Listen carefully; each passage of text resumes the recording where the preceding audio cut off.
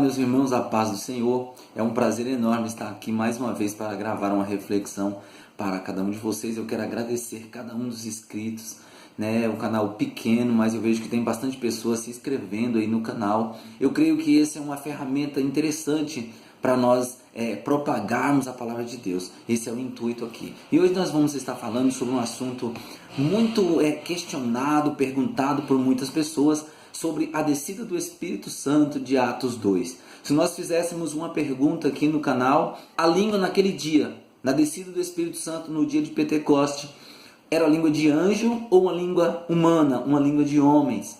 Eu creio que todos, a maioria, principalmente os irmãos pentecostais, igrejas pentecostais, iriam responder que sim, que era a língua de anjos.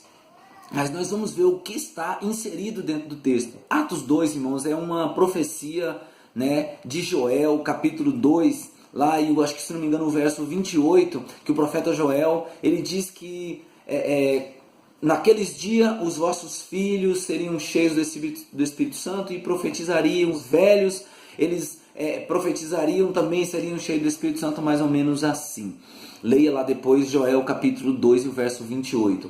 Então se cumpriu em Atos 2. A Bíblia diz assim, Atos capítulo 2, eu quero que, se você tiver com a sua Bíblia aberta, vá lá e acompanhe conosco.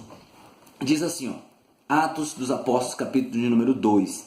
E cumprindo-se dia de Pentecoste, estavam todos reunidos no mesmo lugar, e de repente veio do céu um som como de um vento veemente e impetuoso, e encheu toda a casa em que estavam assentados.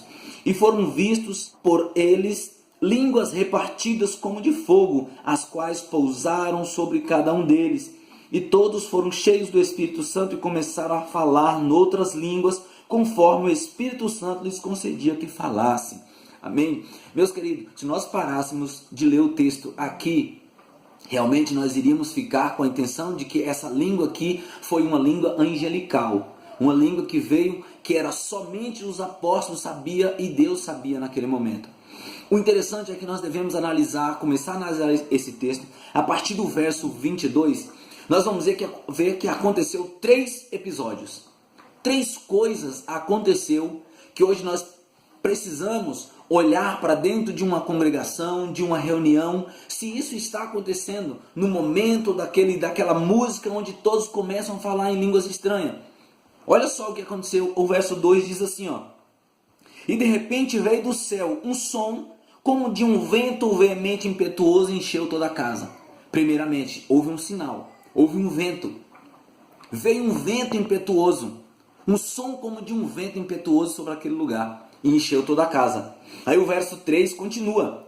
E foram vistas por eles línguas repartidas como que de fogo pousar sobre cada um deles. Mais um acontecimento. Foram vistos um vento veemente, língua como de fogo sobre cada um deles. Esse foi um grande episódio, um grande acontecimento, a promessa de Deus. E aí o 4 diz que todos foram cheios do Espírito Santo e começaram a falar em outras línguas. Algumas traduções da Bíblia diz em línguas estrangeiras. Então, um vento veemente e impetuoso, línguas como de fogo sobre cada um deles, e aí começaram a falar em outras línguas. Queridos, aí agora nós vamos mais adiante no texto para nós entendermos e responder a pergunta: essa língua aqui era uma língua angelical, uma língua direto do céu, ou era uma língua conhecida, que alguém conheceu e entendeu naquele momento? E vale ressaltar, queridos, que Deus aqui ele inverte o que havia feito lá em Babel. Em Babel, o homem, ele construindo a sua torre, e Deus, para parar o homem naquele momento, dividiu as línguas foram divididas. Em Babel, eles não conseguiram mais entender o que um outro falava. Aqui em Atos 2, a Bíblia relata que o Evangelho ele precisava se espalhar pelo mundo, e Deus usou esse momento especial. Acompanhe comigo o verso de número 5, diz assim, E em Jerusalém estavam habitando judeus, varões religiosos de todas as nações que estão debaixo do céu. E correndo aquela voz, ajuntou-se uma multidão e estava confusa, porque cada um ouvia falar na sua própria língua. Aqui nós começamos a entender o texto. Começou a falar na sua própria língua. Continue, o verso 7. E todos pasmavam e se maravilhavam, dizendo uns aos outros: pois que não são galileus todos esses homens que estão falando? 8. Como, pois, ouvimos cada um na nossa própria língua em que somos nascidos? Aqui responde toda a pergunta do texto.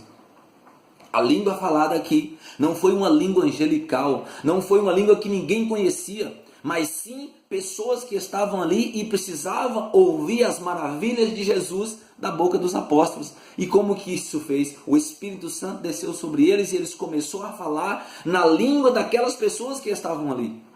Dá para a gente comparar assim hoje uma reunião da ONU, onde mais de 100 países se reúnem, o Espírito Santo desce sobre alguém e começa a ministrar sobre aquelas vidas através do Espírito Santo, falando na língua deles.